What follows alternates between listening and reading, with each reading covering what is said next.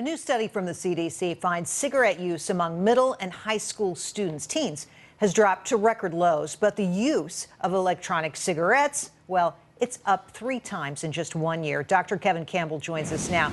So I guess we can take some comfort in the fact that kids are smoking cigarettes less, but e-cigarettes on fire. And I have to tell you, I'm not too happy about this. What do you make of the trend?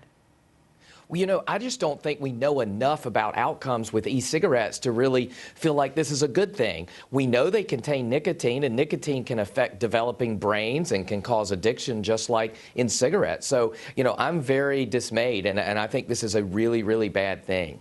I think it's interesting that kids are smoking fewer traditional cigarettes. Any reason for that in your view? I think part of it is these electronic cigarettes have flavors to them. They actually taste good, and they come in all kinds of cool flavors and colors. And I think that probably is very attractive to young people, and it's kind of a trendy thing to do now. Let me tell you who else it's attractive to. It's attractive to little kids. And what we've seen is that some of these little kids get their hands on these e-cigs and they break them open, and then they get burned on the materials inside of them. I've interviewed folks running poison centers all over the country, and they're reporting more and more little kids coming in burned from these products. What do you say?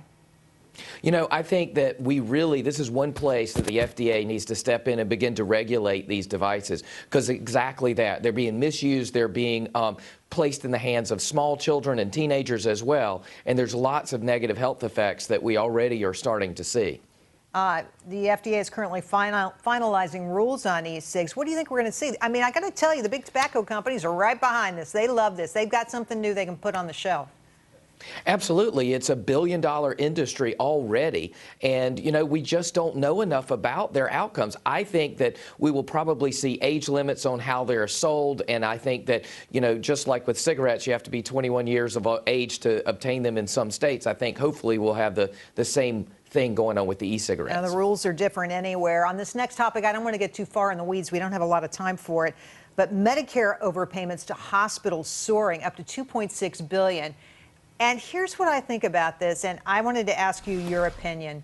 It looks to me like hospitals are manipulating these rules to just squeeze a little more money out of the federal government.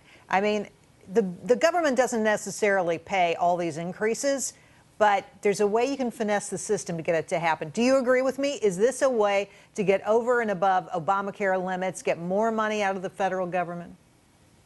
I believe it 100%. I think that hospitals absolutely are manipulating the system and doing things in order to obtain more money from the government. Ultimately, it's us, the taxpayers, who are going to suffer because they're just setting really, really high prices and they're doing nothing to help control the cost. Obamacare does not address hospitals. They address doctors and other areas, but they don't address hospitals in the same way. So much for bending that cost curve, my friend. I guess that'll happen some other time.